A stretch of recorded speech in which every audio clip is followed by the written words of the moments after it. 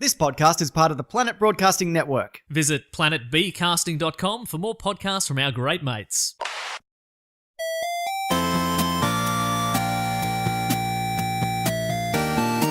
Good morning, video games. Welcome to Filthy Casuals, a podcast about video games hosted by three very kind and knowledgeable boys. Thank you for joining us. You have myself, Tommy Daslow, sitting across from me in his work attire. It's Ben Vanel. Welcome to the only show that dares ask the question, where's Tommy been? In the air for 14 hours. Yeah. The jet lag has kicked in, and I'm feeling pretty good. Yeah. Also joining us, you know him from... He's not a guest. No, I'm just trying to remember where I know him from, because the jet lag's kicked in and I can't remember his name. Right. It's Adam Knox. Hey, the only show that asks a question, what that mouth do?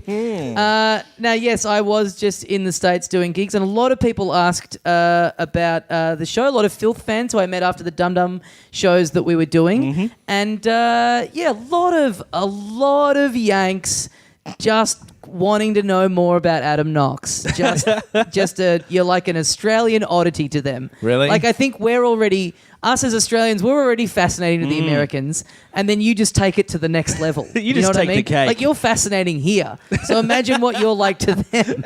I feel objectified. I'm going to come back at them with the kind of fury and fire that actually, you know what? That's a joke that may age poorly. I'm not going to... Yeah, I got asked. I got asked on 3 separate occasions about the scooter incident. Oh, nice. Yeah, right.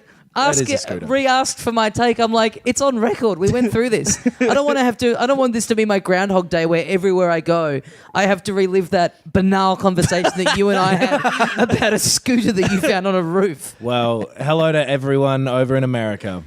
How you doing? I would As hope- you guys say, how you going? Like Joey. No, what does he say? He says, how you doing? He says, how you fucking doing? idiot. Yeah. How you going? And Ben, I don't know if you'll consider this a compliment or an insult, but Yes. you are not fucked enough to be directly singled out by any of the Americans that I met. No, that's fair. That's how I like it. I slide under the radar. And then... Those are the ones you really got to watch out for. Oh, boy. He was always quiet, except for all the screaming I heard come from his apartment. I love Screamo. I kind of half jokingly put a thing on our Facebook. Did I mention this last week? When I was in New York, saying that I was going to do a meet and greet in Central Park if anyone was keen. You only say that you did that half jokingly because no one showed up. Kind of, yeah. But no, well, yeah. It was like, this is a joke, but if people say that they're keen, I will go and do it. Yeah. Right. So is it still a joke? I don't know. But I didn't even want a birthday party. But it was just all people going, oh, I'm at work. Yeah. Oh, why don't you come to this part of the city instead? It's like people wanting me to go door to door of the offices of all the people who listen to us in New York, Yep. which, yeah. So it was sad that didn't pan out. Again, 'cause- someone saying, if you come here, I'll meet you. That's saying I don't want to come and meet you. Yeah. I'm at work, so if you come here, I'll have to see you. I was because I'm- disappointed that no madmen had the absolute stones to just throw the address up in the feed and just let me go for it. Because if someone had offered up their address and given me the directions for how to get there on public transport and offered to reimburse me for the subway ticket, I would have done it in a second. I would have absolutely done it. I love your commitment. If you're stupid enough to be thinking of doing that, don't put your address on the internet. Because I'm going to show up and I'm going to say that I live there, and then the cops are going to say, prove that you live here, and I'm going to say the address, and they're going to go, fuck, he's got us dead to rights. Yeah, so just go to, what is it, Cardigan Street? What number is it, Knox? Don't say my address. We'll make it easy for you. You don't have to go anywhere. I don't believe People I said... will look that up. People keep telling us to do it like a fucking live stream my house. Oh, yeah. Do you know how like unsettling that is? Yeah. When someone's saying like, film your house, mate. Go on, not your house, mate. I'm saying like, mate, film your house. No, but that is unsettling. Yeah. Someone's saying that. You don't have a housemate, so Yeah. that's even weirder. Well, yeah. It's you in a wig in a rocking chair in the corner of the room. It was thrilling to be in a country where amiibo are even harder to find than they are here. The Splatoon 2 ones that had come out the day before I left there couldn't find them anywhere. Yeah. You would have a huge thrill going to Antarctica. Very difficult to find amiibo there. You reckon? You can find the penguin one real easily. Yeah, the ice climbers are everywhere. Well, I'm going to jump ahead very quickly, but speaking of the penguin, someone emailed us a question, which we will get to later. Yeah. But then as a PS in the email, they just ask us a question that's, it's a fine question. Yep. It's not a game changer, but it's a fine question. But then at the end, they just chuck in, fun fact, my uncle did the voice acting and motion capture for the Penguin in the Arkham VR experience. Oh, wow. That is really fun. Send us an email all about that. yeah. And then his email question is just something like, what's your favourite game? Was it so... I don't know, get rid of that. Who's that from? Oh, Samuel DeVito. That's exciting. So Danny's back. Yeah. So two things. Danny's come back for the VR experience. Yep. Yeah. This is the first we've heard of it. No. I And- think the catch line for the Batman VR experience was Danny's back. But also, he doesn't bother to say, my uncle is Danny DeVito. He just lists one obscure credit that his uncle has done. I mean, it is My uncle. in terms of this show, it is the credit that we're most interested in, to Yes, be fair. yes. Has Danny DeVito done any other video game stuff? I don't know if he would have done any at all. He would have been... They made video games of Batman Returns. He'd be one of those Yeah. guys that you see is like a voice in a game and they interview him about it and he's just there going, I had no idea what the fuck this was. Yeah. My nephew forced me into doing it. Yeah. Yeah. Anyway, wonderful stuff. Thanks for... Hey, you know what? If you've got family members that did interesting video game stuff, Yeah. let us know. Yep. Let's do a new family tree segment. What do Okay. you think about that, Knox? Yeah, sure, man. Everyone is someone's family, so I don't really care.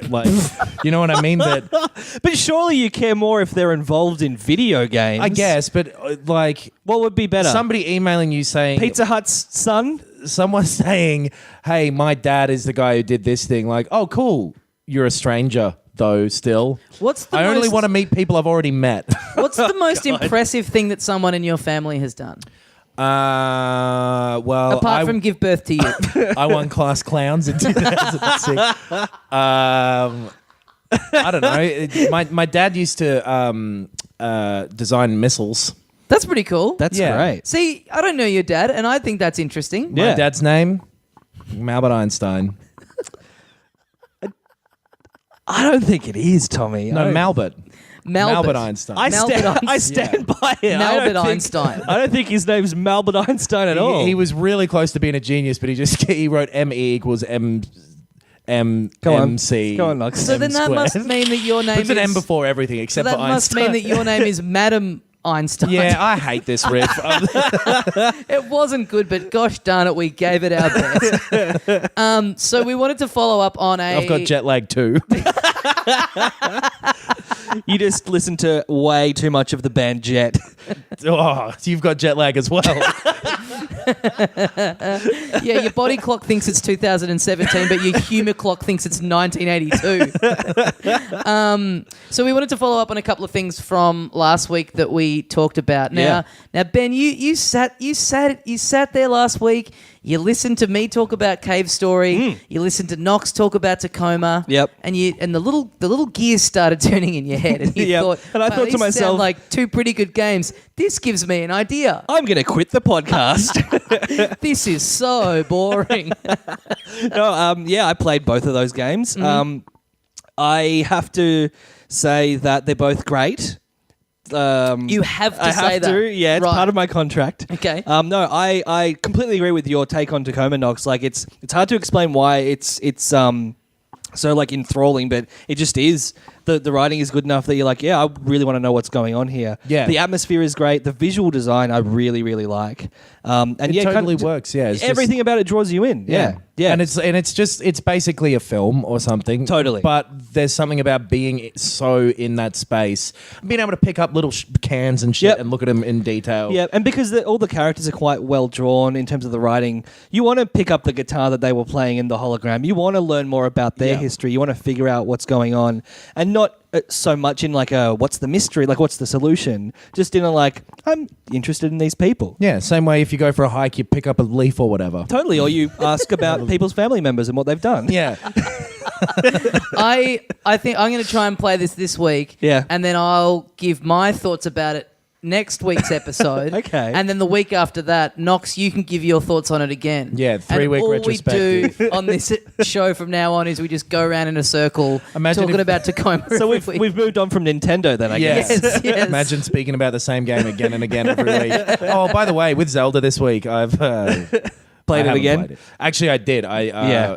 Well, but who gives a fuck? Well, hey, Yeah. I'm going to talk about that a little bit later. Here's something I prepared earlier. On Tacoma, it is a little less engaging than Firewatch for me. I don't know if it's like the fact that you're in space, you are kind of like the actual physical pace that you move at is slow. And the pace that the story unfolds at is slow. You kind of rewind stuff. And it's definitely not as linear or like Yep. as paced or Ben, keep giving your thoughts so that Knox can take his jacket off because he's struggling to hold the mic and get his arm out of the sleeve. I started worrying that it'd make little scratchy noises on the I feel microphone. like this is at least the fourth time this has happened on the podcast where you've taken an item of clothing off and we felt the need to commentate it happening. But also you cut into me reviewing a game to just keep talking about a game you've already talked about while taking off your jacket. Yeah, I did know. it- you were It's on- because it's hard to I was taking the jacket off with one hand, so inevitably you're going to look like Mr. Bean, fucking trying to take it off real. You were difficult. sex- You were on Sexily. the little Dum Dum Club the other week and you started tying your shoes up before we'd finished recording because Did you I? wanted to get out of there immediately. That's rude. We were wrapping it up and you couldn't hold the mic and tie your shoe up at the same time and we had to go, there's like a minute left. Like, just like you can do this in a minute. He just wants to make a quick exit. Yeah. I want every activity to slightly overlap with the next one that I do. Just slightly inconvenience everyone you work with. Yeah, So, yeah, I to got to go in. Is what is it expensive? No. Okay. It's like $20, something like that. It's one of these Yeah. little, and is it an easy finish? Like it's a. Oh yeah, it's a few hours. Oh, cool, great. 4 or 5 okay. hours. Yeah. All right, cool. I think that you might not get into it. It is quite slow paced. You have to Okay. you have to like the movie 2001. Like it's all of that aesthetic and Yeah. you kind of have to go with you the think flow. I don't like a Space Odyssey? I don't like that movie. Really? Yeah. Now here we go. This is huge. So you like the Open Big the Short dossier. and you don't like 2001: A Space I don't Odyssey. like 2001. It's so fucking slow. Yeah. It's really slow and like Some of us have an attention span. not me, baby. Anyway, what's that over there? No, I didn't. And also none of that shit happened in 2001. It's so inaccurate. That's the only criticism I agree with. So yeah, Tacoma, good, but fuck, if you need a fast-paced game, Okay. that may not be enough for you. Okay. Have you played Gone Home? No. I would say maybe give that a shot first. Okay. Because that's good as well. And it's like a lot more of a real personal story. Yeah. But it's told in a similar fashion where you're just walking through this house Okay. in like the mid-90s. Yeah. And you've come home after a few years and you're finding out about what's happening in your family in the time in between. Right, And okay. this story like unfolds. And it's really, it's good. And it's only like 2 hours long. Yeah. And I reckon that's worth playing too. So Okay, give cool. that a shot. So that's 7 hours of my week that's taken up now. Yeah. Well, thanks a lot. That's one work day, Tommy. So you Tacoma, similar kind of vibe to Firewatch based on what you were saying? Kind of, yeah. A little Okay. bit less fake tension, I guess you would say. But yeah, just as interesting in a similar style of Okay. gameplay. Yeah. Cool. Yeah. All right. Better writing, Yeah. better acting. I disagree with the acting. I think the writing is probably better because of this. Like the way it's telling the story is inherently something that I don't really engage with usually. Like Everyone's Gone to the Rapture was the same thing. Yeah. You're walking around and holograms are talking to you. And it's kind of flashbacks as well, which is Yeah. always a little... Yeah. Yeah. But the writing in this is good enough to hook at least me in. So that was cool. Cave Story Plus, I also went in on the Nintendo Switch. Mm-hmm. Fucking, like, I've been playing a lot of this. Yeah. It's really addictive. It's so simple. Like, Yeah. the gameplay is simple. The storytelling is, like, the right kind of vague where you're, like, getting hints and things and you just want to learn more. It's cool how I always thought Cave Story was a really dumb name for it. Yeah. For any game, Yeah. not even really knowing anything about it. But it really is, this whole story is kind of unfolding in this cave that you're just in as a stranger. And I knew that that's what you were going I to know. say. Yeah. That still makes I know. it sound really stupid. I'm Yeah. too tired to try and work my way out of it. But It really is a cave story. I watched The Hunt for Red October the other day. They should have called it Submarine Story. And at first, if it was called Submarine Story, you might think, that's a dumb name. But guess what, boys? It is in a submarine. It's not a doco, so it is a story. Yes.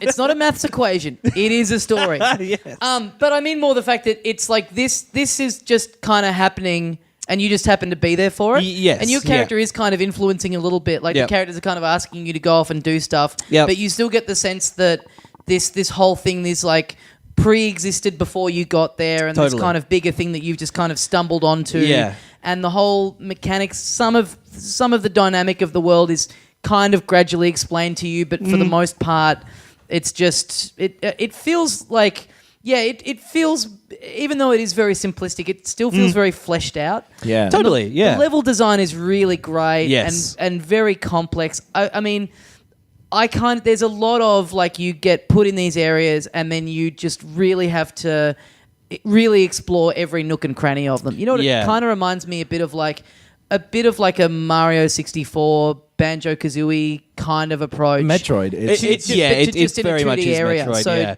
yeah. you have to It's- kind of really scour every part. Yeah. Well, And- it's like, to boil it down, it's like you start at one end, you get to the end, you have a new thing, you go back to the other end, and then you Yeah. can get to the new area. yeah, exactly. It's basically new that. item opens new door, Yeah. essentially. And Yeah, I will Metroid. say this probably is more to me just being shit at games than anything else. But there are a lot Just of before points, you finish your sentence, I will say yes, it is because of that too. I would like to cut in and agree.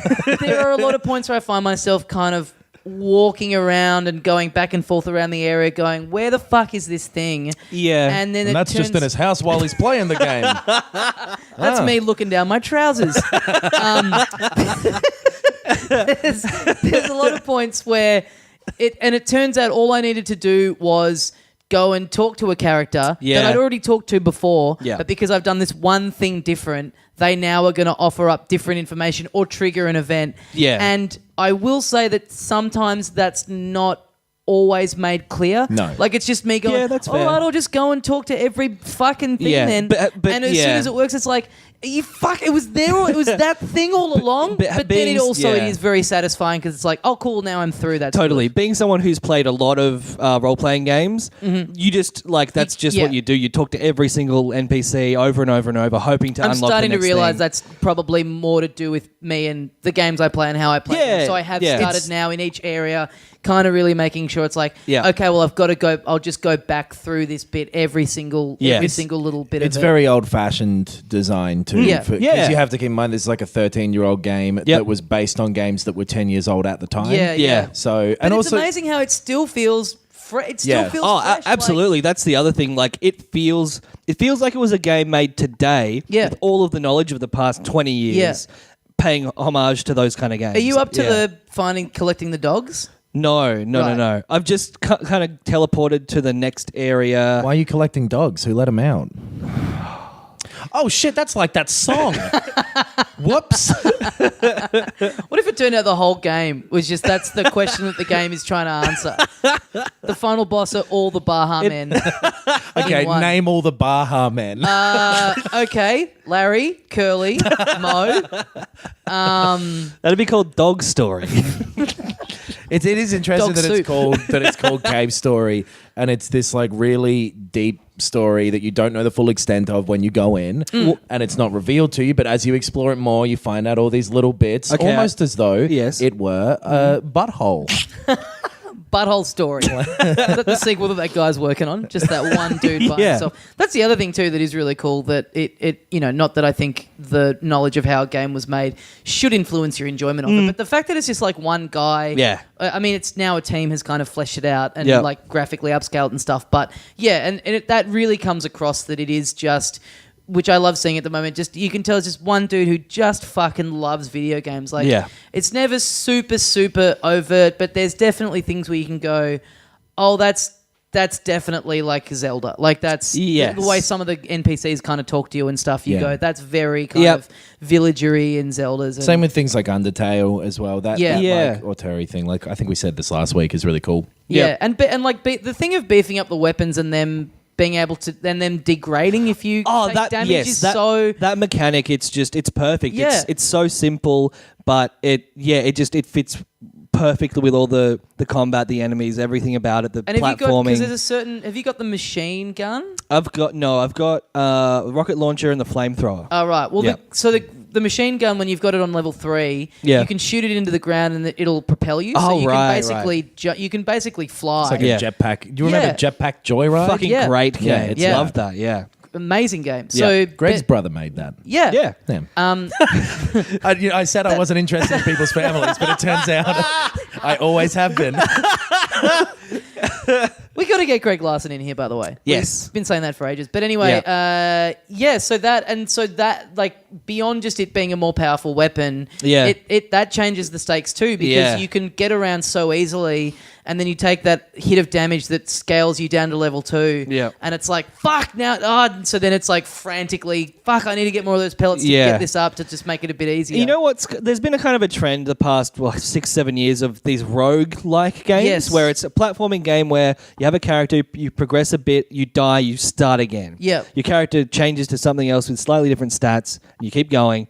I really like the fact that this is just like a proper game that, with progression, with leveling up, with all that kind of stuff. Like a continuous narrative. Like I don't like these roguelike games. So, well, speaking of roguelike games, Tommy. Yeah. You've been playing one of them, right? Yeah, which I've been playing 2 of them.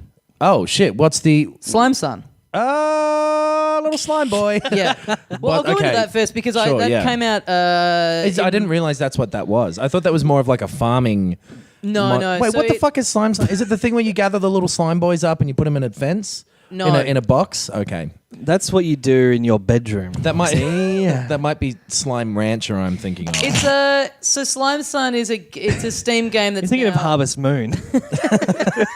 It's a Steam game that's now on the Switch. It is a pretty distinct visual style. It's like blue, white, green, and red. So very like limited color palette. And like the American flag in the American Idiot video. I believe that's what that was. It's like the cover of the Toxic Avenger. So it's interesting. Like it's kind of doing that dime a dozen retro 8-bit graphic kind of style. Is it called Slime Son? SAN. Yeah, like okay. Japanese. Because if you type in slime SON, you don't get that.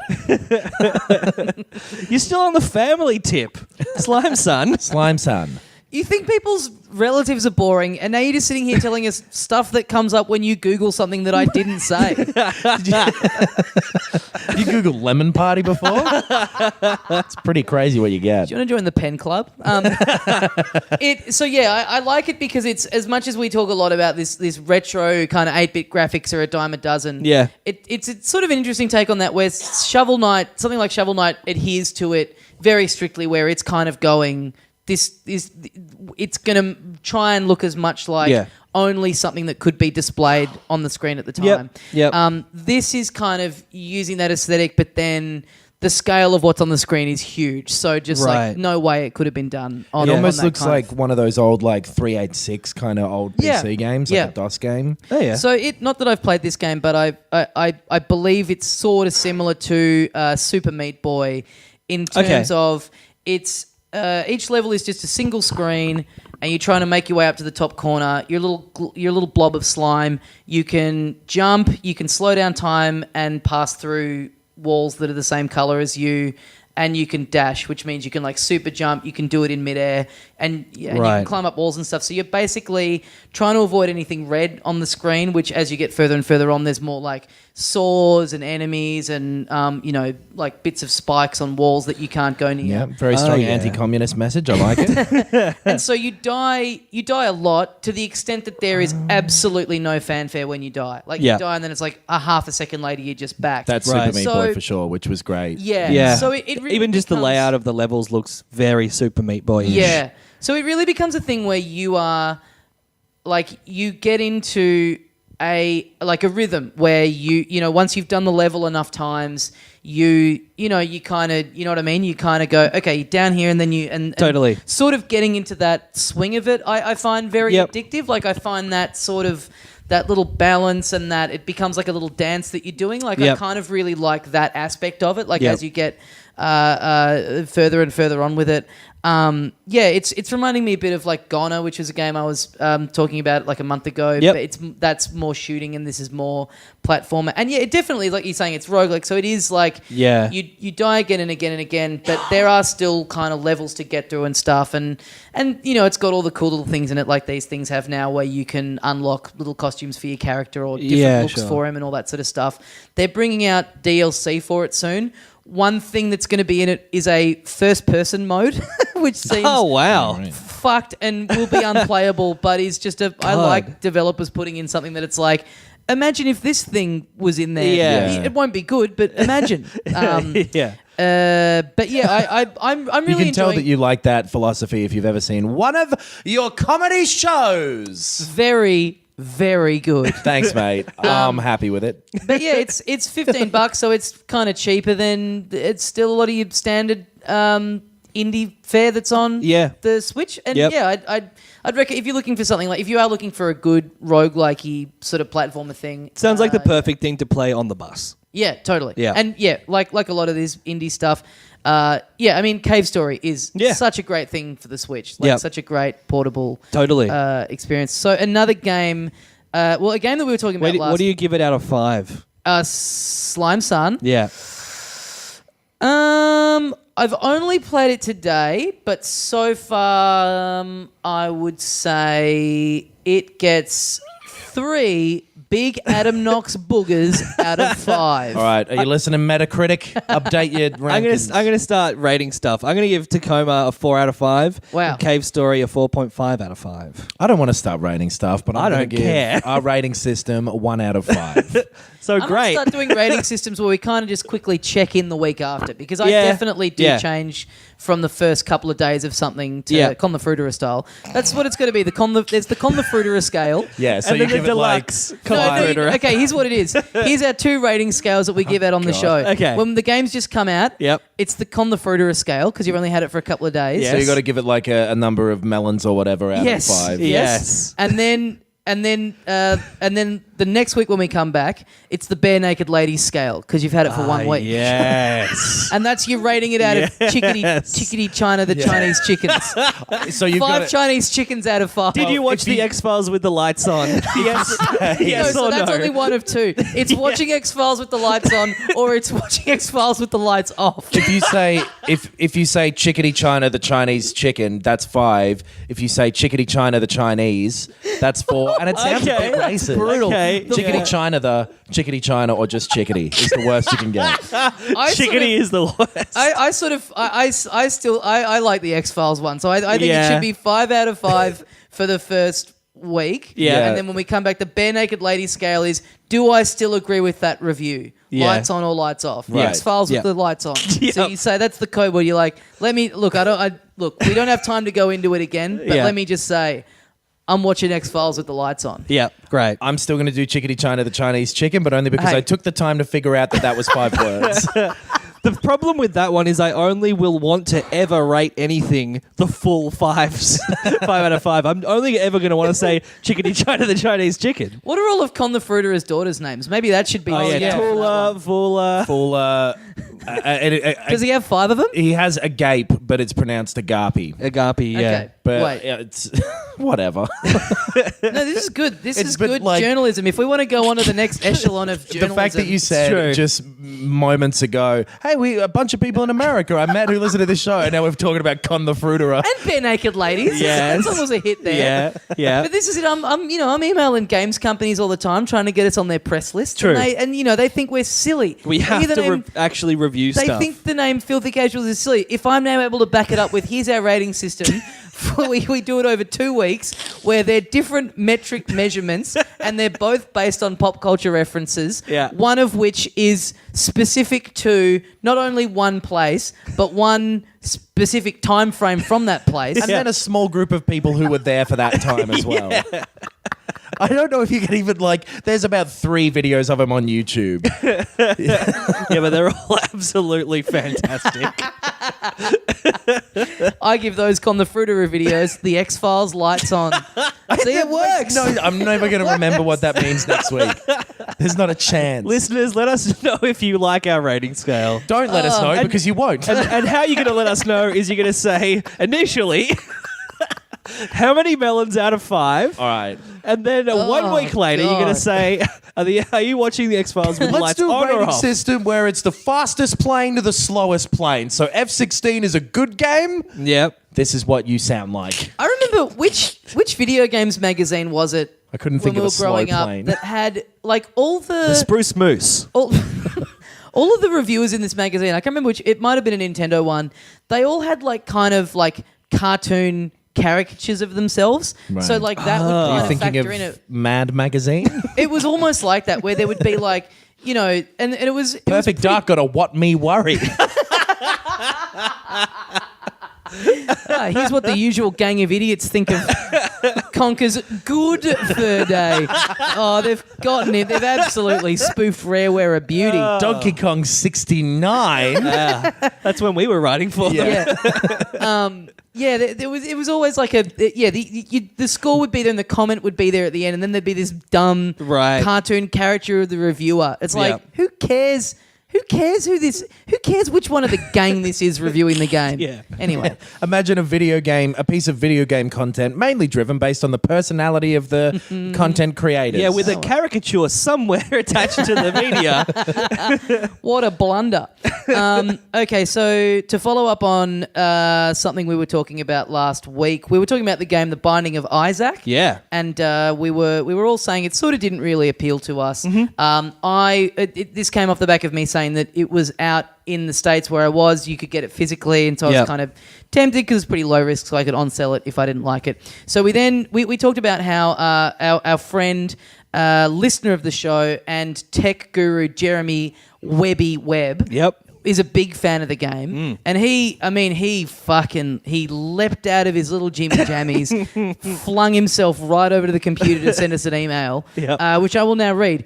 It opens with, "Fuck yeah, Webby is canon." Yes. Read Binding of Isaac as a game. He joins the hallowed halls of the Con the Fruiterer review method and some fucking doorbell called Jimmy who we mentioned once, but sometimes people still go, "Where's Jimmy?" Jimmy the doorbell. We got to bring back Jimmy the doorbell. What do you mean bring back? He was never here. He's never a thing. Okay, He's always slightly outside the door. Okay, please, no more interruptions on this email, because let me remind you, Webby is canon. It's weird that he wrote that. Okay, so Binding of Isaac, as a game, I just find it so impressive as much as I find it fun. The procedurally generated floors have rules they need to follow, but I can never really guess anything that's going on with the maps, and I genuinely get that feeling sometimes with room spawns that someone is watching me and fucking with me on purpose, which is what I want with this kind of dungeon crawler roguelike game. And I love that they have over 500 odd items in the game that all need to be coded to interact with each other in terms of what they do to your character model, how they affect your character's attributes. It allows you to have these ridiculous combinations, but none of them break the game, and then you have to go again. I'm just so impressed by how simple the game can appear, while at the same time knowing the complexities to the code going in the back end to allow this much content to work together. I would recommend it to people. I think it is one of the best made indie games of all time, and every expansion of upgrade they have done to it has improved upon it. So if people haven't played it, the full version on the Switch is going to be the best version to get. Okay, so I bought this game the day before I left the States. It's a piece of shit. I hated this game. I hated it reading out so much. that email in full meant that you were going to completely agree with every point.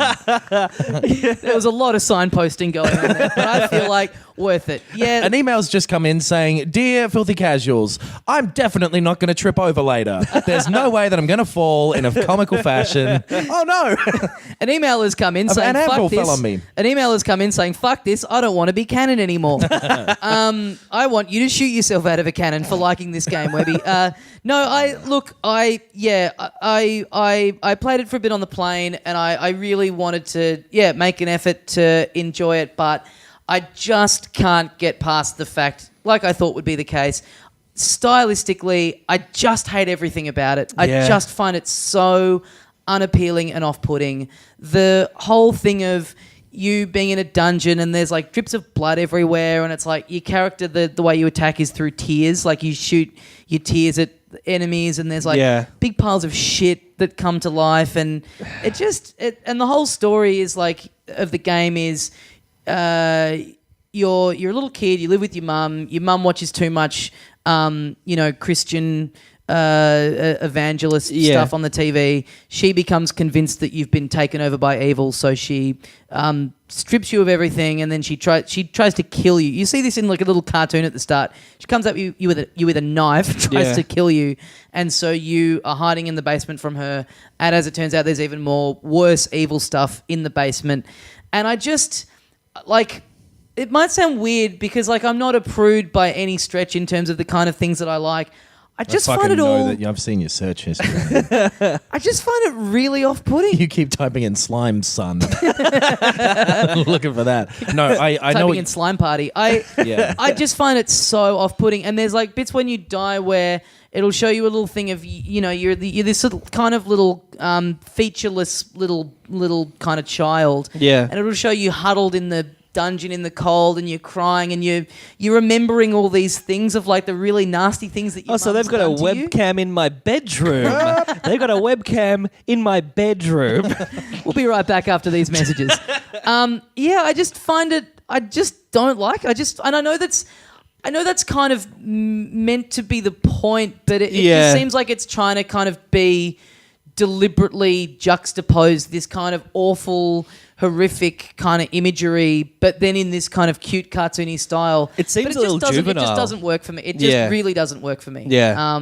I don't. The palette, everything about it, and I did, and I don't consider the gameplay mechanics to be enough to hook me in, because it was, as opposed to I'm saying I like Slime Sun because you die again and again and again, but then you're right back in there. I think you'd like Super Meat Boy, which is by the same guys and is the same sort of thing, which is the strange thing. But this is like you just it dying in this just kind of pissed me off, because it just I didn't like I went through a few goes and would die and just went, I don't feel any desire to go back and keep trying. Like I just don't care. Yep. Like I'm not finding the rooms fun enough, and maybe it's just like I need to.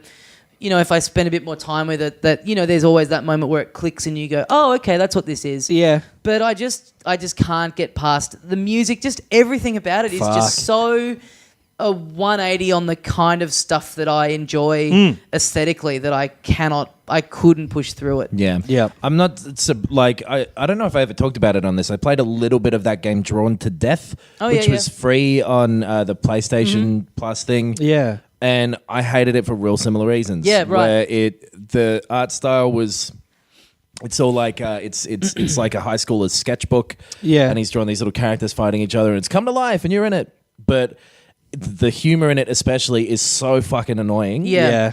Where it's this shit of like ripped off their head and shit down their neck, Yeah, baby. that's so Like unfortunate. sub Duke Nukem, like fucking, and it's almost as though it's trying to be a parody of that. Yeah. But it isn't. But it isn't. Yeah. Which is really weird. It's really interesting because like just how much, because there's definitely been things in games where I don't love everything about it stylistically. Like where I kind of go, I think I just wish some of those character designs were a little better. But hey, who cares? I can still get through this. This sounds dumb, but I remember when we first played the demo of Breath of the Wild, I was like, I hate the font in this. The font really annoyed me. And I was like, I honestly at the time was like, I don't know that I'm ever going to be able to get over this. There's a lot of games with bad fonts. For some reason. Yes, absolutely. It just looked like a weird kind of. It just seemed too much like a thing you'd see in a word processor. It's like, just in this world felt off.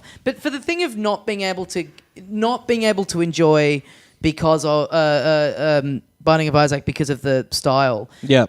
Conversely, something like really loving a style can really get me, can give me a lot of mileage with a game. Absolutely. Like I've talked about it a lot with ARMS, which is by no means perfect, and I'm way more I'm so prepared to be forgiving of it because I just love how it looks that I'm more than happy to forgive all of its shortcomings, of which there are many. Yeah, my one for this is No Man's Sky. Right. Like it's like it didn't have a lot going on when it came out. It was pretty simple, pretty repetitive, but my God, like I just loved that color palette, the music especially, if the music in a game is something that I like, that goes so far towards getting me into the mood of the atmosphere of just I agree with that. But No Man's Sky is a big one where I don't know why, but for me it clicked. Everything about it, I just wanted to be in there. But it's interesting what the difference is, like the midway point, because to be honest, I love Splatoon. Not that I've been able to play heaps of it for not having much internet connection for the last couple of weeks. As much as I love the mechanics, the style of it, I'm kind of 80% on. The character designs, I'm a little.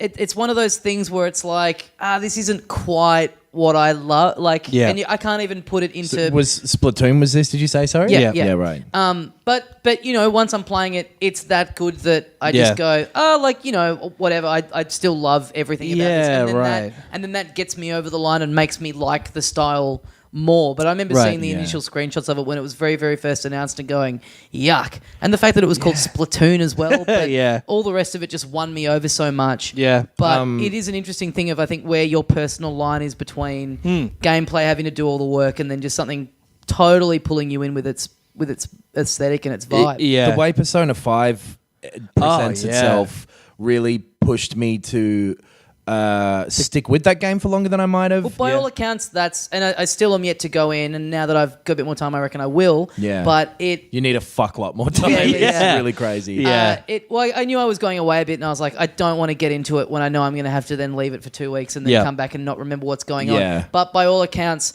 the beginning of that is kind of quite boring. Without the style to accompany it would be like, why the fuck am I doing this? 100%. It's the most hacky of intros, really. Right. It's like a flashback, like and it's very in media res thing where you don't. And it's very slow to give you all of the different things you have to do that you eventually end up having. It really fucking holds your hand for a good fucking 6 or 7 or more hours. Yes, But totally. all of the way it's presented is so great looking and dynamic, and the music is fucking great. The music, it's the one of voice those. acting is great. Yeah, well, I mostly have the Japanese voice acting on now, but it's one of those Japanese things where it's like, Sorry. it's the combination. It was just such a weirbo statement. I was like, there's too many different calls to make here. Well, you know, I just actually have the Japanese voice on, but it's so dismissive. I have it in Dutch, but yeah, whatever.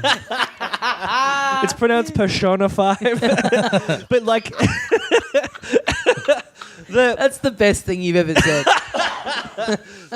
It has that kind of Japanese thing of mixing like jazz and like a high school drama. Like it's a weird combination of aesthetics that is just so engaging. I guess you could say too, The like last person to meet... Oh, never mind. That was going to be... Come on. The last person to meet jazz in high school was... and then I was going to try and think of the name of like one of them 70s Oh, is people this a what was the first Doctor Who doctor situation? No, look, it's not important.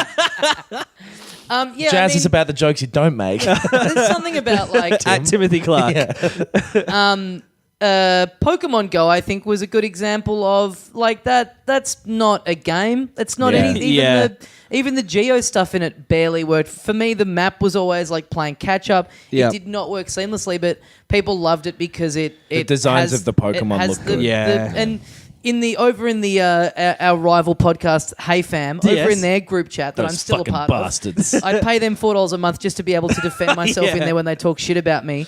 There's a few people in there still playing Magikarp Jump, which is one of the shittest. I don't even want to say played because it's barely a game. Yeah, but it just has a cute little presentation. There's the fact that it's all centered around the most dumb fuck Pokemon that exists, like that, if that connects with you, but a lot of apps like that are like that where they have nothing going on, but it's just all about it's all about the flair and it's all about the... And then there's the other side of it where, like, I've been playing a lot of PlayerUnknown's Battlegrounds, which, again, is just not a good name.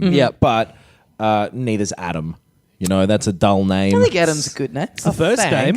It was the first name. Yeah. After God. God was the first name. What should I call myself? God. That'll do. It's dog backwards. Dog. That's a good idea for an animal. I think, yes, dog was the first name. Well, no, surely. Well, if God's the first, then dog's the second. I guess so. Yeah, because it sort of is. It's already there. Well, it depends how he did it. If he had dog and then he worked backwards. Doggy style. Jesus. But Jesus was like the 50th name. That's why I mentioned He'd done a bunch of other people before that. 50. A huge number. But so what the fuck was that? Oh, yeah, that game doesn't look especially good. It's kind of bland looking, if anything. Yeah. It's quite just mute and very like it bare looks like bones. all those ones that like what are they like Rust and all those. It does a bit. You could just show me that and say that it was the same game. Well, because it's got the same sort of lineage of them, right. and but the gameplay in it is so good. Fuck, who was that But guy you're I was looking obsessed way with? Do beyond you it. remember that guy that I was really into for a while? The guy who was doing who would Which fuck one? with the guy who would fuck with people on those Oh, games. Mike Whitney. The guy who would fuck with people on those games and record himself. You know what I mean? Oh, Yeah. Dan from Second Life or Yes, something. yes. Yeah. I wonder if he's getting into PlayerUnknown's battle. It sounds I like the hope sort of so. thing he'd be in on. Do you voice chat? There's a lot of fucking people He doing must be streaming doing stuff stuff on with that. that. He must be It's- punking people on that. It is the most popular streaming game at the moment, I think, because it is Yeah. fun to watch as well. Because Totally. it's really good at creating these tense and weird and interesting situations. Yep. And I've never had a multiplayer thing be as satisfying as this game is, where Wow. you really feel like you earn every victory, and every time you fuck up, you're like, I know exactly what I did wrong. Then Right. fuck me, I'm gonna try again. Right. It's really really good, and everyone should give it a go. It definitely won't be everybody's cup of milk, but it will. I just looked up Daniel from Second Life. Doesn't look like he's discovered Oh, no. PlayerUnknown's Send him a Battleground yet. message. Yeah, right. He's been doing a bit of Gmod. Do you know what that is? Gary's mod. Oh, Gary's mod. Yeah. It was a thing for Half-Life 2. Yeah. Oh, It okay. was He's a still mod. stuck on that. Sounds like this. Yeah, this PlayerUnknown's Battleground. God damn it! I can't believe I have to say that. Yeah. Fucking It's name. it's well, you could call it PUBG. Yeah, I don't Yeah. want to. That's better. Just sounds like a lame dude from a shit job going like, "You want to go to the PUBG, man?" No, I don't, David. It's Ali G's brother. David's like the 413th name. So No, oh, that it was like probably the in third or Bible fifth or Elite. something. Assassin's Creed also has terrible interfaces. That was the thing with Assassin's Creed, where it's like, yeah, I just want to be in medieval times being an assassin, and even the interface was like, oh, this is like shitty late 90s computer hacker stuff. Which Yeah. was like the other half of the aesthetic of that game, to yeah, be fair. But yeah. Well, I guess that's another thing. Like that aesthetic was something I had to work past to enjoy the other aesthetic. which seems to be the predominant thing way that people felt about those games, because Yeah. they slowly drifted away from like Yeah. doing any of that. Yeah. Really. Yeah. Like in the olden days of like 2003. yes. Games, as a rule, had really shitty interfaces. Yeah. Partly because they had to be so big to work on CRT TVs, because you didn't have the same resolution as you Yeah. did. But like, there was a lot of real fucking Comic Sans-y shit going on. Yeah, yeah. with Yeah. fonts and stuff back in those days. Love a good interface. Oof. Like, just I know you. It's one of the few things I think you loved about the game was arms. Just you'd turn Oh, that thing yeah. on. Just selecting something from a menu, you get that. You're like, yes, I'm in. Yeah. This is so good. Yeah, Nintendo's user interface designers are fucking great. Like Yeah. all of the games that have come out on Switch. Yeah. Mud on. I like a little futuristic interface where when you click something, it goes doink, like Yes. those little Yeah. noises. Yes. Oh man. So Binding of Isaac. Bear? It's, Bear? it's not out here yet, either physically or digitally. Yeah. I've got a copy. Make me an offer, because I do not want it. It's got the manual. It's got stickers. Ooh. It's out on the PC and stuff as well. Right, Maybe but just, on Switch. just Steam. Yeah. Yeah. Yeah. I'm going to start this new segment where if I've bought a game for the sake of this and Yeah. then I don't like it, hey, someone will want it. Yeah. So also in this category is Mafia 3. Oh, yeah. Make me an offer, bro. Yeah. One you can't Ukulele. refuse. For Mafia, you wouldn't be able to refuse the offer. Yeah, for you Mafia. did stumble nice. over the word refuse, though. Yeah, mate, because I got excited. I was ready to go. This is the perfect joke. Why did you go back to the jerk store? Yeah, Ukulele, Mafia 3, and Binding of Isaac. yeah. Make me an offer. Yeah, Save me some eBay fees. I will give you. What can I give you? I'll give you Firewatch. I'll give you. Oh, but that's digital. Yeah. Yeah. No, they have to be physical games, you clown. I still have an unopened copy of Mass Effect Andromeda. There you You go. can probably Oh, yeah. have that. Yeah. I'm gonna try and get around to that one day. Yeah, mate. But apparently the multiplayer is really, really good. Yeah. I really reckon we should start doing this. Games that we don't want. Yeah. Let's sell them on the show, and we'll throw something in. Yeah. We'll write you a little note. I'll do your drawing, or we'll do whatever. Yeah, I'll bought put a on some box- lipstick and kiss the card. I bought a box of Sultana bran, I'll, and that wasn't as good as I remember. I'll tuck my dick in between my legs, and then I'll take a photo of me dressed up like a woman, like when Bugs Bunny used to do it. Yeah, or Did he have Buffalo his Bill. dick tucked in between his legs? He permanently did. If you look at the cartoon, you can't see any dick. You know what this means? Where's gotta my cock? Stick that dick in between my legs. Otherwise, Elma's not going to buy it. By the way, my voice has changed slightly. How did Bugs Bunny sound? Yeah, Yeah, like that's that. right. I'm a No, real wait, wise that's the guy. nanny. What's up, Mr. Sheffield? So yeah, and you know, I was sitting next to someone on the plane. I tell you what, I was embarrassed to be seen playing it. Yeah. I'm throwing tears at a fucking pile of shit. Yeah. Well, No good. you know, And then I- Pressing the call attendant, the Check flight this out. attendant. Yeah. so what So, I did do, Tommy, before you go on, obviously there's something you need to do at the end of this discussion. You need to rate this game. See how annoying this is going to be? okay, now when you say annoying, is this like, are you using it like in a different way? Nah, man, it's not slang. It means real fucking annoying, baby. Okay, so on the Fruiterer scale, Yeah. it gets 1 melon. Okay. I believe that equates to Tula.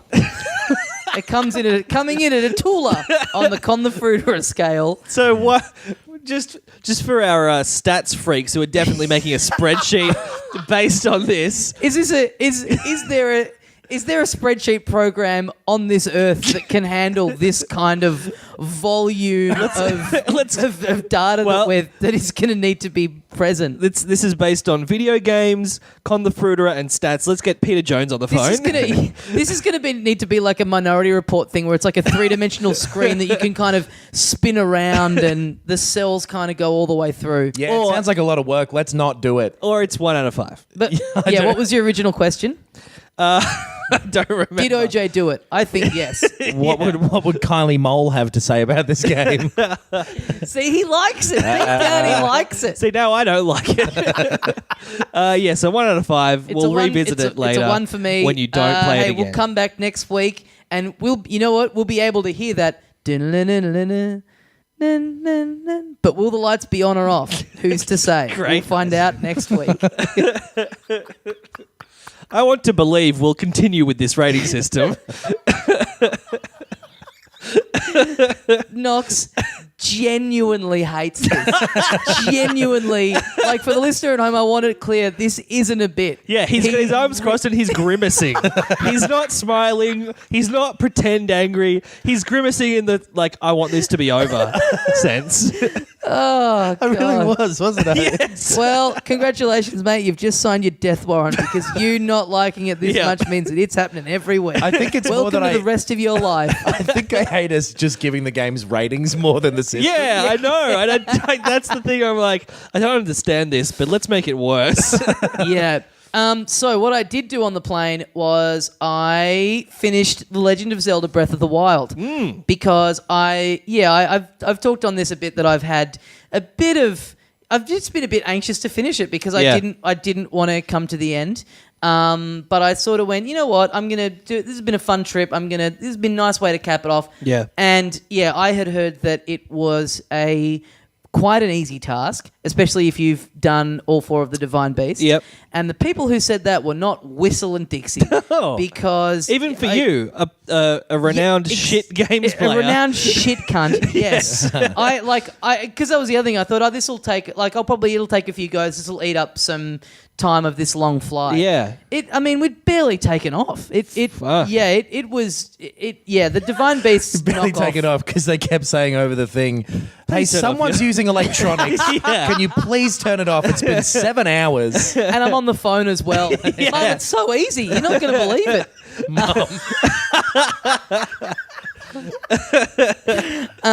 So yeah, I finished it. I didn't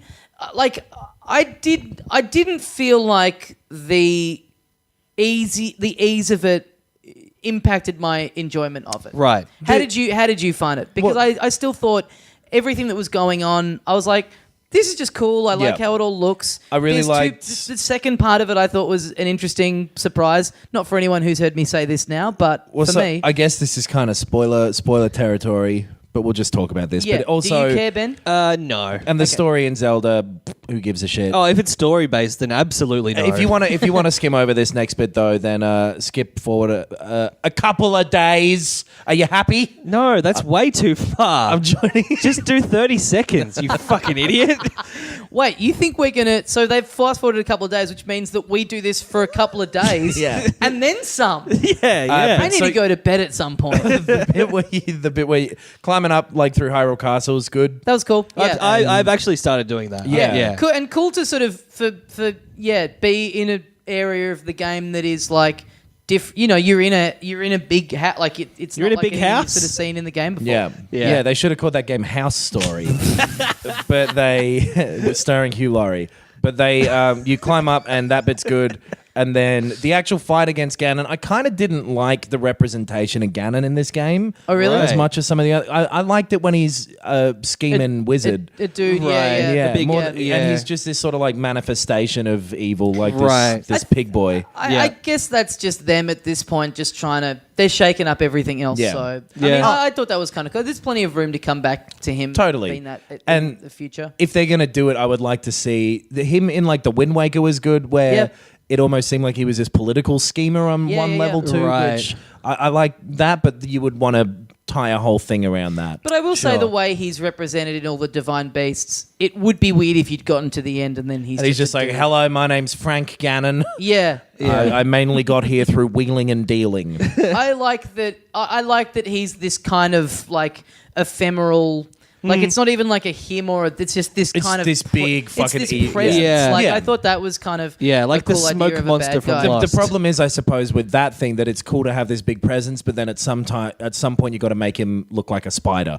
You know what I Yeah. mean? So it's when they get reduced to their physical form, Yeah. that then they don't have the benefit of being this spooky real thing, or being this untouchable, weird conceptual thing. Yeah. They kind of sit in the middle. You know what I mean? Totally. You're right. I did think. Like, I did think they've having all him- the rest have taken on these clear forms. Well, what's this going to be? And it's like, oh, it's a spider. Yeah, exactly. And then it's a pig. Yeah. So, but the music is really good, and it's like this. It does a good job Music's of like. great. And at this point in the game, hearing new music when you're so used to, Right. this is what happens when you do this and this. So you That know bit what was really cool. happened to me?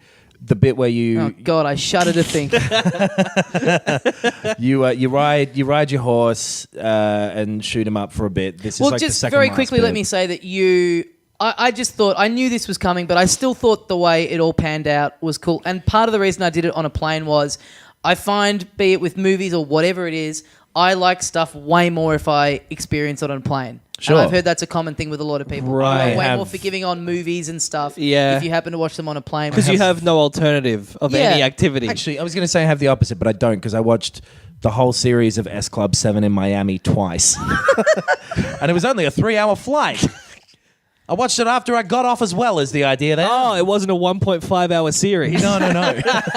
I did this twice on this trip. I would start a movie on a flight, not calculating how much was left of the flight. Yeah. So now I have to go back and watch the final quarter of Guardians of the Galaxy and Logan. Oh, yeah. Right. Which I will do because I enjoyed the bits that I saw of both. Yeah. Sure. Anyway. Yeah. So, End of Zelda. But just quickly, so the way this fight starts, you drop into the room and the fight begins, and then, this is coming, but just the little bit where all of the divine beasts get activated. Oh, yeah. I thought was really cool. Yeah. You see this little glimpse of all the champions again and the way that they, Right. Daruk's like, give him hell, little guy, and the what's her name, Bosa, she's all sassy, and I thought all that all Dumbass that kind water of one does trick- some stupid water trick or something. God, I hate the water people. He's trapped in a tank at fucking SeaWorld trying to get out, crying Going out to crazy. Just that's great. You can only ever activate 3 of the divine beasts because that fucking Zora cunt is just swimming around in circles. He's in his gone little- blackfish. Our dorsal fins don't actually do this. But yeah, I mean, you knew it was coming, and it's very Totally. simple. I just thought it was cool. And then it's that Yeah. thing of like, oh, sick, they're all here to help.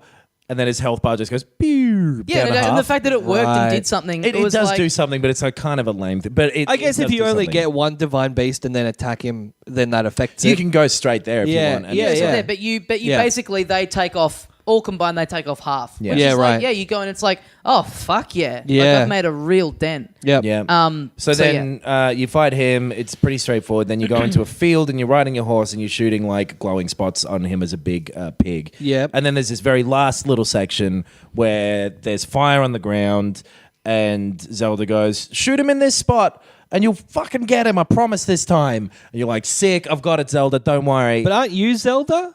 No, yeah, mate. You have got it absolutely backwards. Zelda is the doctor. The monster is named Link. So that bit, for some reason, it just the little eye or whatever that opens up wasn't doing it.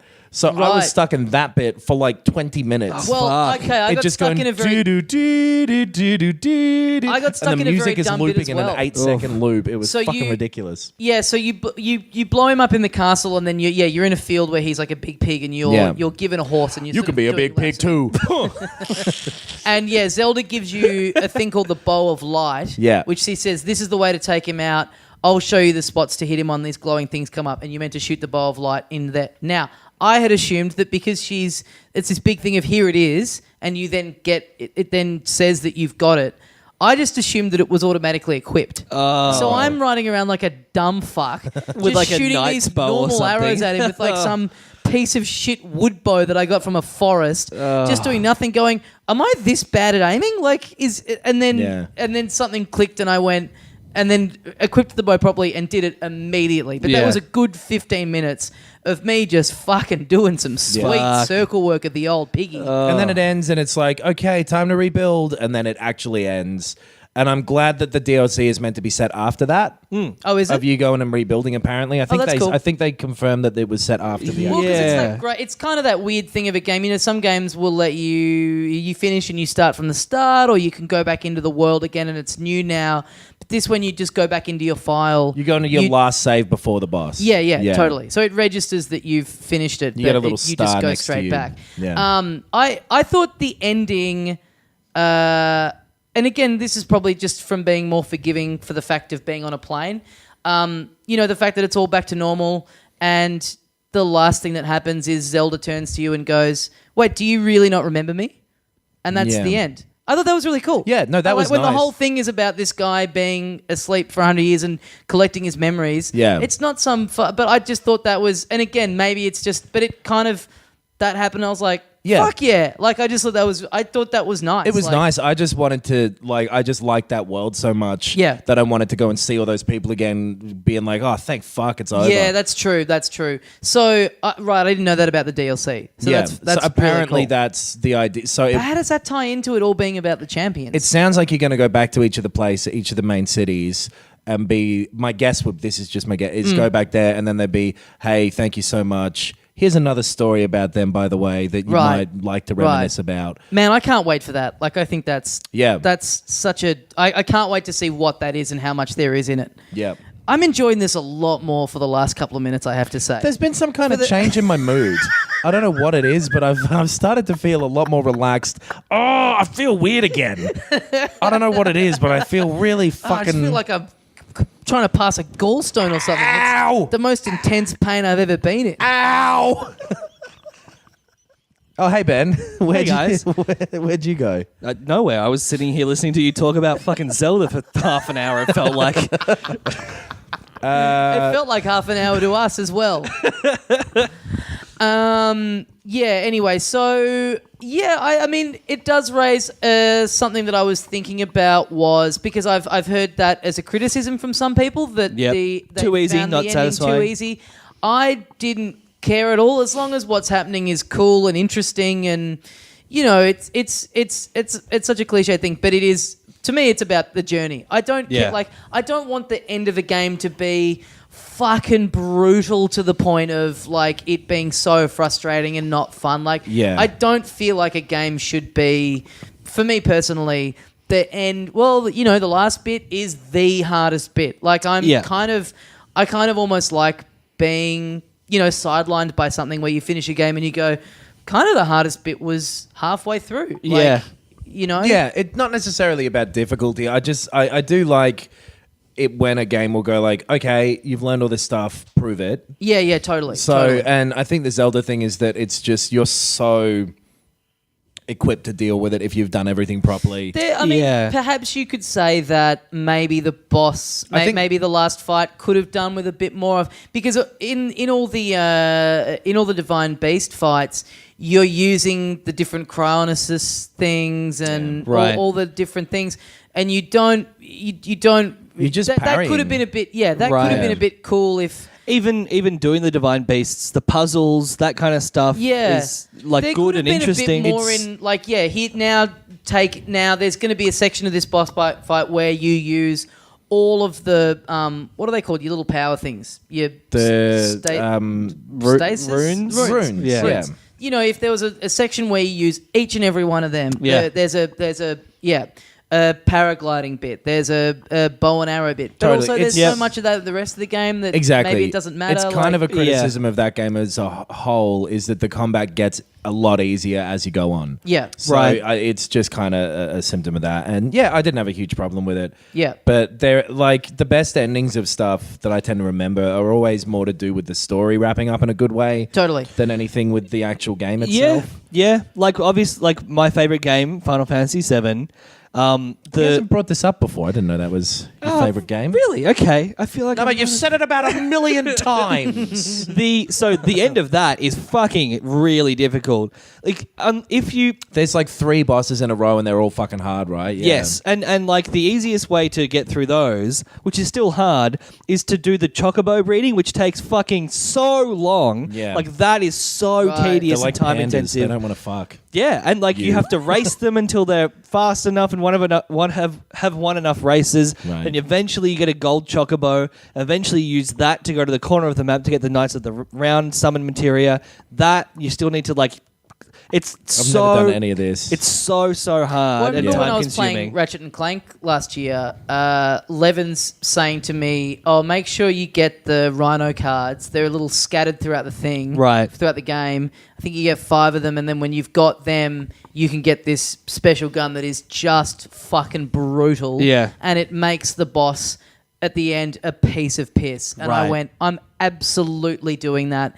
And through having the gun, just wiped out the boss very easily, and just didn't think a second thing about it. Didn't feel like I was shortchanging the experience or cheating. I was just like, no, I put a little bit more work in, and I don't want to spend, because it's the worst thing when you feel like when the final bit of a game is just so excruciatingly difficult that you can't do it. Yeah. That you kind of go, fuck, you know what? I want to finish this game and move on, but I don't think I'm ever going to be able to, and it's such a shame to get to not quite seeing the credits. I remember having that a lot on games as a kid, and it's just so frustrating. It's like, I just want to be able to say that I've done it. I've done all this other stuff. Yeah. Like, I've earned it. With Final Fantasy VII, like, it's really hard. That ending is really, really hard. It's easier if you put in an extra 30 hours to the game. Right. It's still hard. But then the thing that you remember, I barely remember those boss battles, but I remember the end of the story. Yeah. I remember that fantastic epilogue where it's like the music is fantastic, it's very peaceful, and you're like, that was worth it. And that's the thing, any game that has a definitive ending is going to tend to have a story. Yep. And the ones that I remember have that, like... The Last of Us has a really good ending. Yes. And that's all based on like the final dialogue scene. Yeah. Or the last couple. Yeah. Well, weirdly, like Dark Souls doesn't have, it's got a real nebulous story, but I liked the ending of the first one of that where every boss you do throughout that game is bigger and bigger and more bombastic, and it's a fucking scorpion on fire and all this shit. Yeah. Then the last one is just a dude, and there's piano music behind it, and it's quite hard, but it's not the hardest thing you've done. But it like thematically is this change of pace, that works really well. Yeah, the ending of the Goonies, the last two, Super Mario 3D World. Oh, the ending of the Matrix where fucking Neo flies off. Inception. What's going to happen with the spinning top, yeah, guys? Man.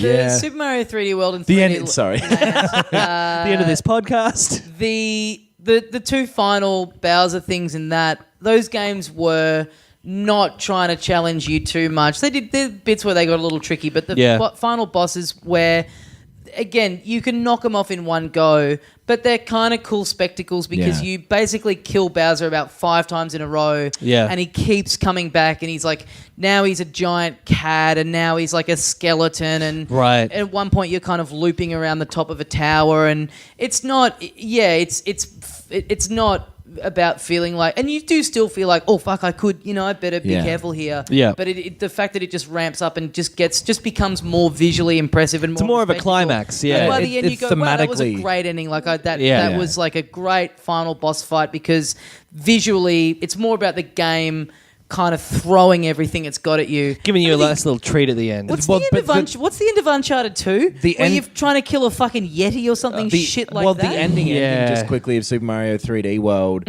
after you do get like all of the shit, and the very last level is really fucking hard. Oh, that bonus thing that opens Yeah. up is fucked. Yeah, and yeah. like I the hated very that. last thing, I didn't end up doing it. I did Yeah, everything same. else in that game. But yeah, the ending Uncharted of Uncharted is- 2, the yeah. final boss. Well, it's like All their endings are a bit. I was going to bring up the whole series, like Yeah. Is this the first one where they didn't have some kind of full-on supernatural bullshit in it? What was the ending of 4? Four's you're in that pirate ship. Oh, and that dumb. Oh, fucking the sword fight. fight. The sword fight yeah. where you, a mechanic that's not in the rest of the game. That's the worst I shit. hated is that. when they do something again Yeah. where it's like, okay, now here's this fucking half thought out. I thing. hated that Yeah. so much, Yeah. and I found it so finicky. And I don't know that I fully finished Uncharted 3 ever because it was Right. like, oh, there's fucking ninjas now and they can phase around. Well, and 3 was like, if I remember it right, at some point it was like all that shit was a hallucination Yeah, right. because of some drug that you were taking. Yep.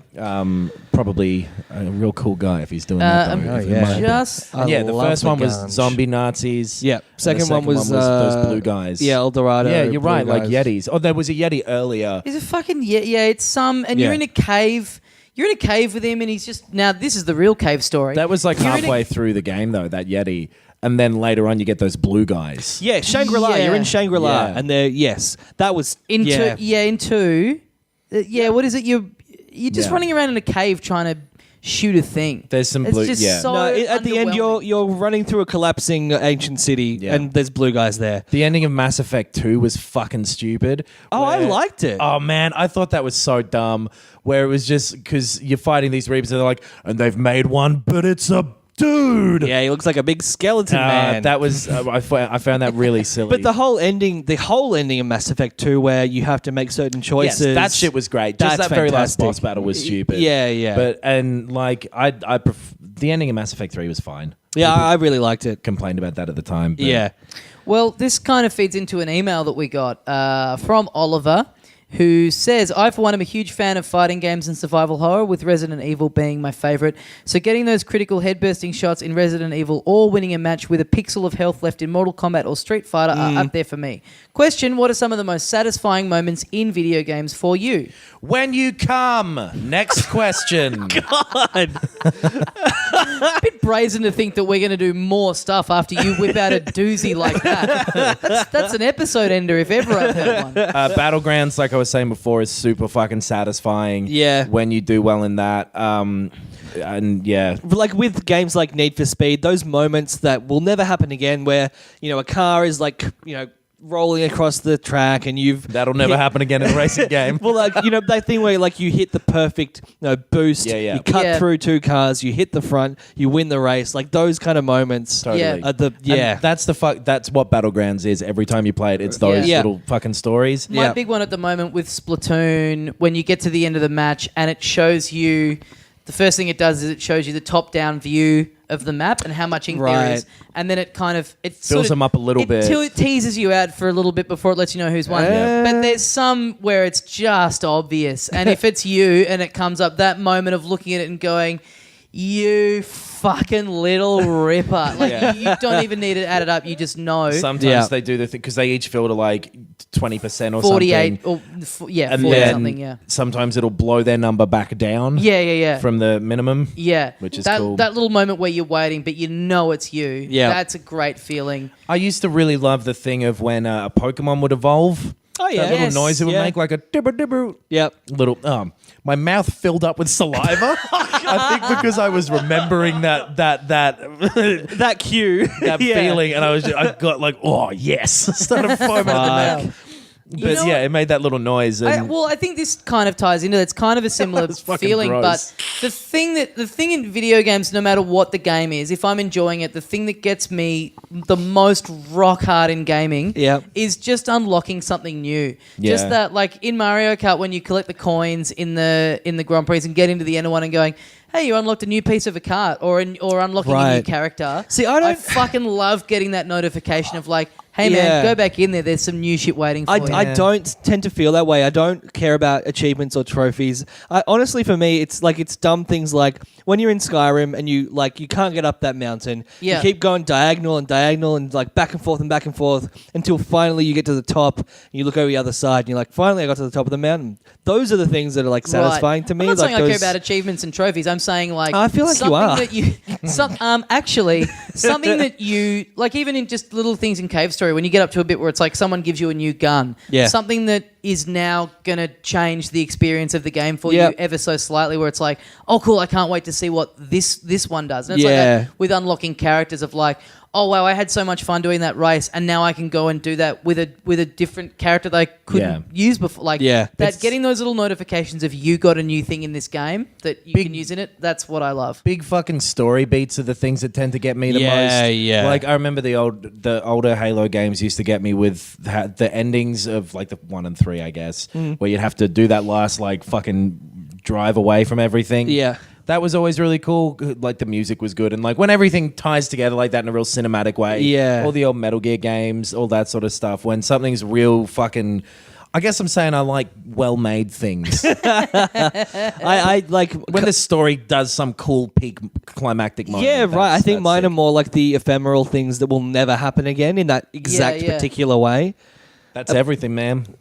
I just love life. Yeah, that's the way it moves. But baby. like, yeah, I'm not great at platformers, and so like when you get past that ridiculously hard level in Crash Bandicoot or whatever, that's like I'm satisfied that I Yeah, get that feeling of finally clearing the ledge that's taken you I'm like with- a half a day to do. Yeah. Yeah. I'm with you though, Ben, in the way that I've never like unlocking shit and just that sort of visible progression has never really totally. mattered Like to leveling me. up is just like a then- means to an end. But then I you're love big it. into like the games where you've got a big old checklist, yeah, which is a strange. Yeah, but that's thing. I think that's less of like feeling great about getting a trophy. It's more like using a checklist as a way to get me going around the game world and doing Yeah, stuff. sure, Right. right. Yeah. You know what I do find very satisfying? Like we were just saying, when you've spent, maybe a couple of hours just trying to do this one bit of a game and you just cannot do it. Yeah. And so you go, oh, fuck this, I'm putting this down for now.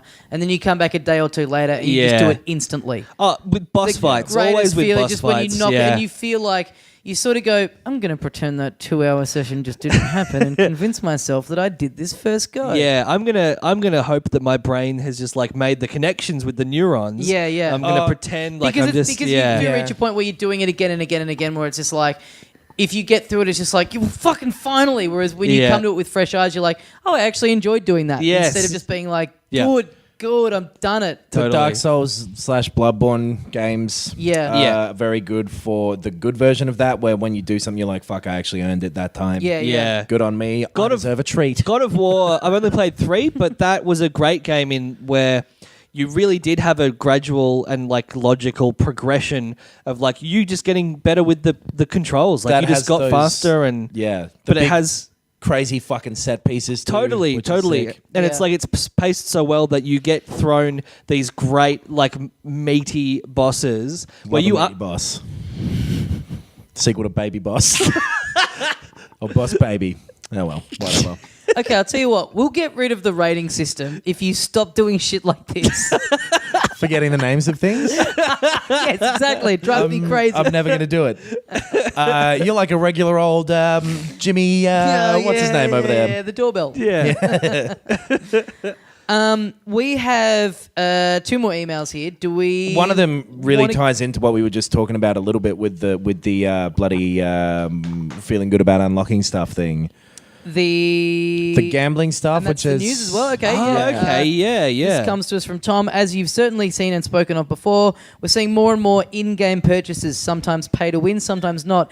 My trouble is I fear in-game purchases are going to keep becoming more integral parts of our games since games companies are into getting as much money as they can. Do you think people will stop putting up with it at any point? And how many people would it take to change anything? I like that particular detail. Yes. 3,642. I feel it's bugging me more and more whenever I see it. And he says, that's all I wanted to say. Thanks for reading, boys. Always like it when someone thanks you for reading. Yeah. You're more than welcome. Yeah, I took the time out of my day to read it. No, Well, you didn't really loved read it. You just had it dictated to you. I've read it earlier. Oh, well, I mean, I read it before that. I believe I was the one who copied and pasted it into the document we're using. I believe you can go fuck yourself. I wrote it. I wrote it originally. Okay. I'm Tom. All right. That's me. Wow. I was Tom from MySpace as well. Are you Tommy Dasilo as That's well? me. Wow.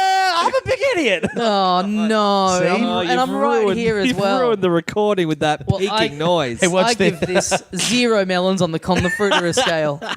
I mean, to be honest, I don't really play too many games where that sort of stuff happens. So Right. I can't really. It is. It is. Was your segue, Knox, that it like paying for something takes away the satisfaction of achieving it? No, I think that there is an innate satisfaction in paying for something and unlocking it that's exactly the same as achieving it, that people are manipulating in the same way that gambling companies do. Right. To make people fucking spend a huge amount of money on this shit. Like, it's mostly free games and it's mostly multiplayer-focused games and it's mostly cosmetic things that you don't need. Yes. So, in that way, I'm okay with it as a concept. Because it's generally. like, well, you're not getting any benefits tactically, exactly. skill-wise, You're selling something that's completely optional, and so Sure. of course it should just be your choice whether you want to buy that or not. Yeah. But they're not selling the items directly. The thing that's weird about it is the gambly aspect to it. Yeah. Like the new Middle-earth Shadow of War game is Yes. going to have this shit in it. That's a big single-player game that Yeah. already costs you a full price to get into. Yep. And I'm sure that the actual developers weren't the ones who wanted it to be in there. It was probably a big like, hey boys, how about you put one of this in? I hear it's hot stuff. Yeah. No, you don't get it, mate. Do it. I'm the boss. Yeah. And I'm a baby. How'd that happen? In terms of this question, like it coming to an end, I just don't think it ever will. And like, it's kind of I get what he's saying. Like, how many people would have to stop doing Opt out it? of Well, it. just Yeah. everyone. Like it, Yeah. like if there's any money to be made, then Well, and the thing they're doing, they're not looking for volume of people. They're looking for whales. Right? And a whale is a real fat dude. No, it's not like, so say you have 100 players of a game with this thing. Say 90 of them don't buy anything. 9 of them buy 1 or 2 things. 1 of them buys gets 100 everything. things. Yeah, Yeah. okay. So he makes up for the rest of everyone Yeah, else not doing right, it. right. Yeah. He or she. But it's probably going to be a he. Because Okay. for some reason, I think I read that gambling addiction affects men more than women. Okay. Okay, I feel like I read that the other day. But I you would know what? prefer- I probably just read the back of a box of shampoo. Yeah, I mean, I get my shampoo in boxes. Great You were like, fact, if should it I is in drink fact this? true. That's a gamble. Yeah. But yeah, it's that's the nefarious part of it that I really think is crazy, because so say Overwatch, that's a game that's rated I think like teen or whatever. Yeah. So you can play that if you're 13. You can buy loot boxes in it of stuff that isn't important but has this element of randomness to it that Right. is gambling essentially. Yep. And so in Battlegrounds you can buy things, get them randomly, sell them on you can sell those items individually on like this Steam marketplace right, thing. like Diablo 2 and Diablo 3 Yes, have, yeah. Exactly. The auction And then house. people can pay real world money and Yep. they can have real world value. Yep. Counter-Strike had this big fucking controversy where people were doing the same thing on like third-party websites. Yeah. That's the shit that I find real creepy about it. Yeah. Well, not creepy because gambling exists, but it's Sure, but odd it's like- to- But gambling exists and it's creepy. So Exactly. it's weird for it to Yeah. be filtered But in. and in it this normally case- exists in heavily regulated, Yeah. definitely over 18. It's weird when you Yeah. see that's become a new ratings thing, at least here in Australia on our classification board, that I've noticed popping up more and more on a game that is kind of a cartoony platformer. It'll be PG because it has a Gambling gambling. If there's like elements, yeah. if there's a bit in it where you play a slot machine and there's no real money involved, it still is Yeah. like, oh well, this is potentially, it's worth warning because it's triggering that Yeah. part of you that maybe you go, oh, yeah, I love this. And this is like something like with a Call of Duty or whatever. It's like 14-year-olds who are like, it's easier to present to them a situation in which they go, I have to have this gun. Yeah. I have to have this so I can be on my team and be the best in my team, win the death match.